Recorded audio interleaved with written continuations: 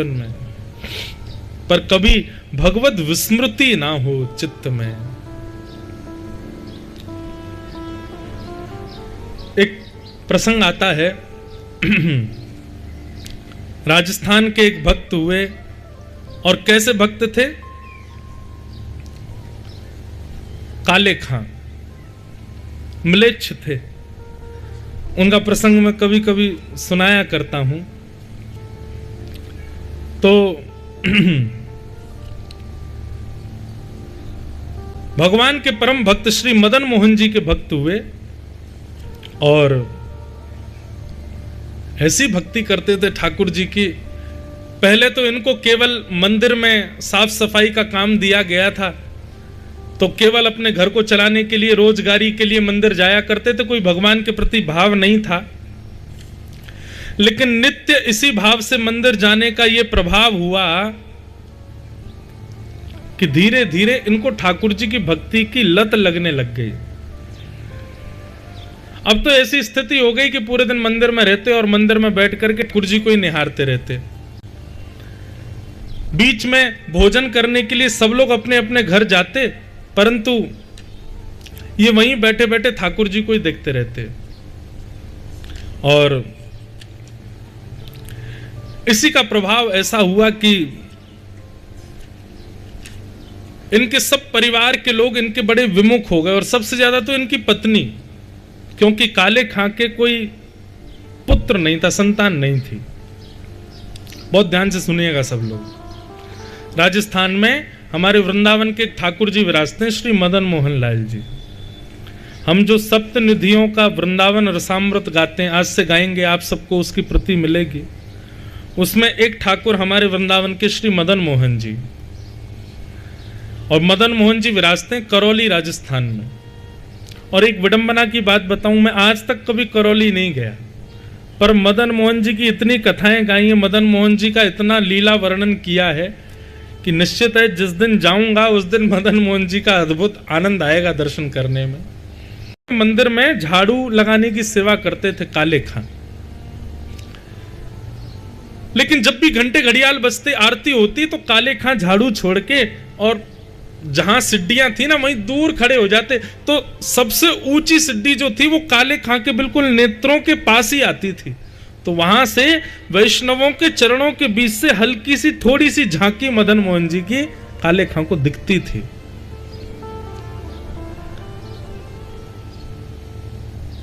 बिना भाव के ही काले खां देखता था, लेकिन धीरे धीरे धीरे धीरे वो भाव सृजित हो गया। बंधुओं, ये बात निश्चित है कि आपके चित्त में ठाकुर जी के प्रति भाव उत्पन्न हुआ है ना, तो ये आपका भाव नहीं है, ठाकुर जी का भाव आपके प्रति उत्पन्न हुआ है। सबका नहीं उत्पन्न होता ठाकुर जी के प्रति। सब जाते हैं मंदिर दर्शन करने, पर सबको तो वो पाषाण ही दिख रहे, वही राधा रमण जी हैं, वैसे ही नेत्र हैं, वैसी पोशाक है, वैसा ही आभा प्रभा मंडल है उनका, वैसा ही मंदिर है, और खड़े भी सब वैष्णव एक साथ हैं, लेकिन सबके चित्त में एक जैसा भाव नहीं है ठाकुर जी के लिए। लाखों लोग दर्शन करते हैं, पर मीरा जैसा भाव थोड़ी है। मीरा को जो दर्शन होता है वो अलग है। तो इसका ये बात प्रमाणित है कि जब ठाकुर जी एक ही हैं, दर्शन करने वाले इतने हैं, तो फिर सबको अलग अलग क्यों? बोले जिसके चित्त में प्रेम लक्षणा भाव उत्पन्न हो रहा हो, समझ लेना उसके चित्त में नहीं हुआ है, ठाकुर जी के चित्त में उसके लिए प्रेम प्रकट हुआ है, इसलिए उसको प्रेमी दिख रहे हैं।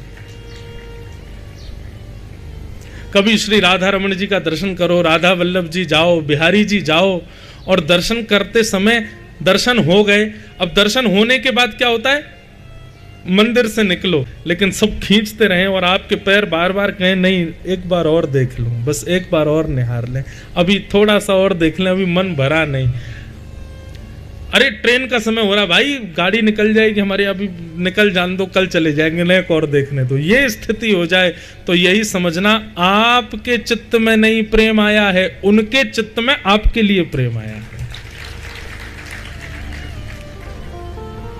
काले खां एक मुस्लिम परिवार में जन्मा व्यक्ति, ना कभी उसने भागवत सुनी, ना कभी उसने राम कथा सुनी, ना उसने कभी भक्ति अनुष्ठान किए, कभी गंगा जी में स्नान भी नहीं किया होगा, यमुना जल का पान भी नहीं किया होगा, बिल्कुल पवित्र नहीं था।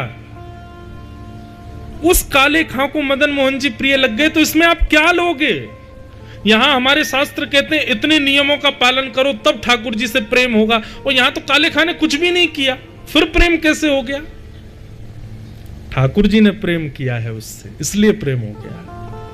दो स्थिति हैं ठाकुर जी को प्राप्त करने की, या तो बताए गए साधनों पर चल के आप अपने आप को इतना योग्य बनाओ कि ठाकुर जी से आपका प्रेम हो जाए, या फिर प्रतीक्षा करो कि ठाकुर जी को पता नहीं कब किस ना जाने कौन से गुण पर दयानिधि रीझ जाते हैं, या फिर ठाकुर जी आप पर रीझ जाएं, तो फिर आपके अंदर कोई गुण नहीं होगा तो भी उनको प्रिय लगोगे।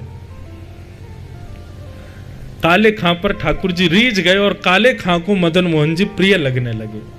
अब तो काले खां पहले तो जाता था वेतन लेने के लिए, काम करता था, पर अब तो वो कार्य करने इसीलिए जाता था कि मदन मोहन जी दिख जाएंगे।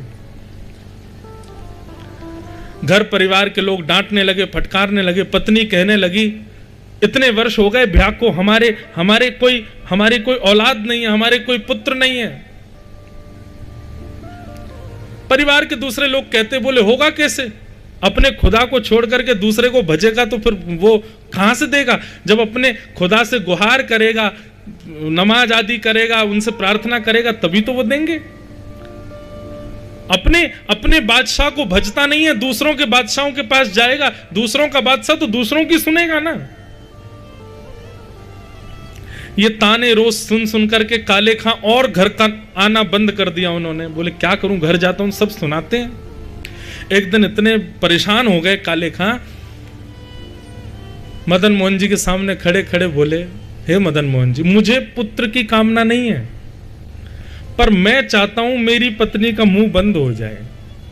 मैं चाहता हूं मेरे परिवार वाले जो ये ताना मारते हैं मेरे ऊपर, ये ताने बंद हो जाएं, ताकि मेरा आपके दर पर आना बंद ना हो, इसलिए मुझे पुत्र दे दो। देखो पुत्र मांगने का तरीका क्या था। काले खां खड़े हैं सामने, मदन मोहन जी ने कृपा की और कुछ दिन बाद ही खबर आ गई कि काले खां के घर में उनकी पत्नी गर्भवती है। अब तो काले खां और जाते हैं और जितने लोग ताने मारते थे उनसे कहते थे आप बोलो, अब तो मैंने खुदा को नहीं भजा, कहां से आ रहा है ये संतान, ये हमारे मदन मोहन जी दे रहे हैं। तो सब लोग चुप हो जाते, कुछ कहते नहीं। पुत्र ने जन्म लिया, धीरे धीरे पुत्र बड़ा होने लगा। काले खां बड़े प्रसन्न थे क्योंकि अब उनको कोई टोकता नहीं, कोई रोकता नहीं। वे नित्य सुबह मंगला में जाते हैं और 8 प्रहर का दर्शन करके फिर आते हैं घर पे। लेकिन सब कुछ सीधा सीधा चलता रहे, इसमें भी हमारे ठाकुर जी को चैन तो पड़ता नहीं है। ये बात बिल्कुल निश्चित है, आपका अगर सब कुछ ठीक ठाक चल रहा है ना तो घबराना, कभी तो कुछ ना कुछ होगा, क्योंकि ठाकुर जी सीधा सीधा चलने देते ही नहीं है भैया। और जिसका सीधा सीधा चल रहा हो समझ लेना ठाकुर जी की उस पर दृष्टि नहीं है। जो नेक नेक में गिर रहा हो, नेक नेक में लुढ़क रहा हो, नेक नेक में चिंता बढ़ रही हो, समझना पूरी पूरी दृष्टि। भाई क्लास में जो फ्रंट बेंचर होता है उसी पे ही सबसे ज्यादा दृष्टि पड़ती है टीचर की।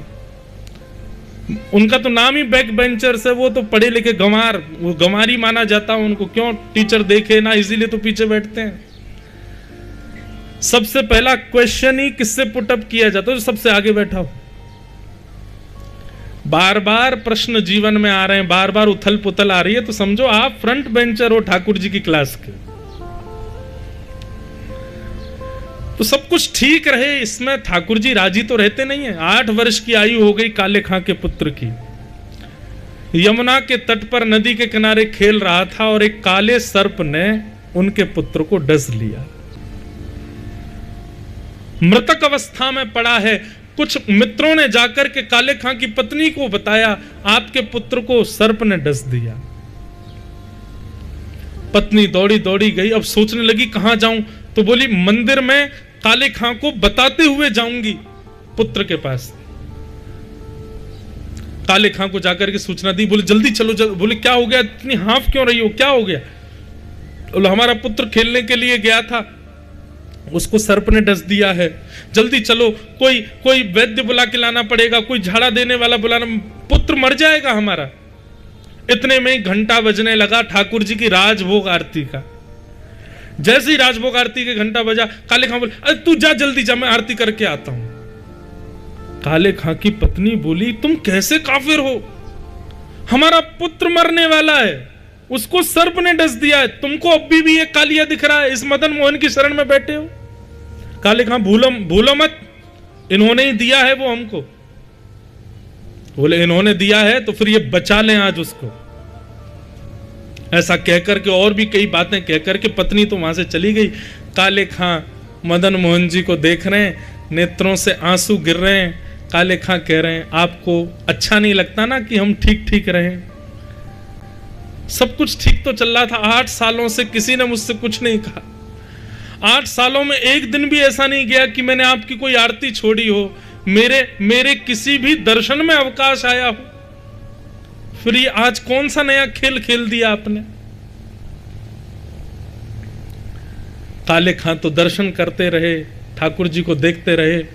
इतने में ही पीछे से पत्नी अपने मृतक पुत्र, उसके मुख से झाग निकल रहा था, पूरा शरीर नीला पड़ गया था, उस पुत्र को ला करके काले खां के बगल में रख दिया, मदन मोहन जी के मंदिर के देहली के बाहर। बोले बहुत कहते हो ना कि मदन मोहन जी ने दिया है, कह दो उनसे कि बचाएं इसको। यदि आज मेरा पुत्र बच गया तो मैं तुम्हें वचन देती हूं, तुम्हारे साथ साथ मैं भी इनकी दासी हो जाऊंगी। अब बात तो सुनो पहले पूरी, अभी बचने तो दो उसको। आप लोग भी पहले ही पूरा क्लाइमेक्स खत्म कर देते। काले खां सामने खड़े हैं। बंधुओं, काले खां की भक्ति में एक बात देखी, उसने कभी भी अपने लिए कुछ नहीं कहा ठाकुर जी से। वो अभी भी मदन मोहन जी से कहता है कि नाथ, मुझे ये नहीं चाहिए कि आप मेरे पुत्र को बचाओ, मैं बस ये चाहता हूं कि आप मुझसे छूटो, ऐसा कुछ भी मेरे साथ ना हो। अगर आप मुझे ये वचन देते हो कि मेरे पुत्र की मृत्यु पर आप मुझसे दूर नहीं होगे तो मुझे ये भी स्वीकार है, लेकिन यदि मेरे परिवार ने आपको मुझसे दूर किया और उसमें कारण पुत्र की मृत्यु बने, तो मैं आपसे हाथ जोड़ के प्रार्थना करता हूं, इसको बचाओ। मैं इसके बिना रह सकता हूं, परिवार के बिना रह सकता हूं, लेकिन आपके बिना नहीं रह सकता, और मेरा परिवार मुझे आपके संग रहने नहीं देगा। तब आज भी मदन मोहन जी के मंदिर में ये पंक्ति गाई जाती है कभी कभी आरती के बाद। उर्दू के अल्फाज हैं काले खां के। आज तक कभी मंदिर में नहीं गया है, दिल्ली पे से ही दर्शन करता है ठाकुर जी का। मुसफ़्फ़क़ सफ़ीक रफ़ीक दिल दोस्त मेरे, अपने पुत्र के शव के सामने मदन मोहन जी से काले खां कह रहा है, मेरी नजदीकी हकीकी ख्याल कीजिए, मेहरबान कदरदान आला तू जहान बीच, मुझसे गरीबों का गुनाह माफ कीजिए। काले बेकरार खड़ा तेरे दरबार बीच, नंद के कुमार जरा गौर अब कीजिए। हिंदुओं के नाथ तो हमारा कोई दावा नहीं, जगत के हो नाथ तो हमारी सुध लीजिए, जगत के हो नाथ तो हमारी सुध लीजिए। कारे बेकरार खड़ा द्वार तेरे, नंद के कुमार अब गौर कुछ कीजिए। हिंदुओं के नाथ हो तो हमारा कोई दावा नहीं, अगर आप केवल हिंदुओं के नाथ हो तब तो हम पर कृपा होनी असंभव है। पर मैंने तो सुना है दुनिया के लोग आपको जगन्नाथ बुलाते हैं, आप जग के नाथ हो। हिंदुओं के नाथ तो हमारा कोई दावा नहीं, पर हो जगत के नाथ तो हमारी सुध लीजिए। काले खां ने ये पंक्ति जैसे ही पूर्ण की, पूर्ण करते ही देखा कि काले खां के हाथ को पकड़ा उसका पुत्र बगल में खड़ा है। काले खां ने जैसे ही देखा अपने पुत्र को, पुत्र कहने लगा, पिताजी वो कहां है? बोले कौन? बोले जिसने आकर के मुझको उठाया, जो मुझसे अभी वचन देके गया कि तू उठ जा, मैं तेरे साथ खेलूंगा। मैं लेट रहा था, मैं कह रहा था नहीं मुझे तो सोना है, मैं तो जा रहा हूं, मुझे नहीं आना वापस, लेकिन वो मुझे वचन देके गया कि तू अगर आएगा तो मैं तेरे साथ खेलूंगा। वो कहां है? काले खां बोला किसकी बात कर रहे हो? बोले सांवला सा था, उसमें से चंदन की सुगंधी आ रही थी, कटाक्ष नेत्र थे। पिताजी नेत्र कोई देख ले तो ऐसा लगे कि ऐसे नेत्र दुनिया में किसी के नहीं, ऐसी सुंदर मुस्कान थी। पिताजी वो कहां है? काले खां ने अपने पुत्र को गोद में उठाया और कहा सामने देख। जैसे ही मदन मोहन जी को देखा, 8 वर्ष के पुत्र के नेत्र भी सजल हो गए। हाँ पिताजी यही तो आए थे मेरे पास, यही तो मुझे उठा के लाए हैं। काले खां का पूरा परिवार नतमस्तक हो गया श्री मदन मोहन जी के चरणों में। बोलो मदन मोहन लाल की जय। इसे कहते हैं अहेतुकी भक्ति।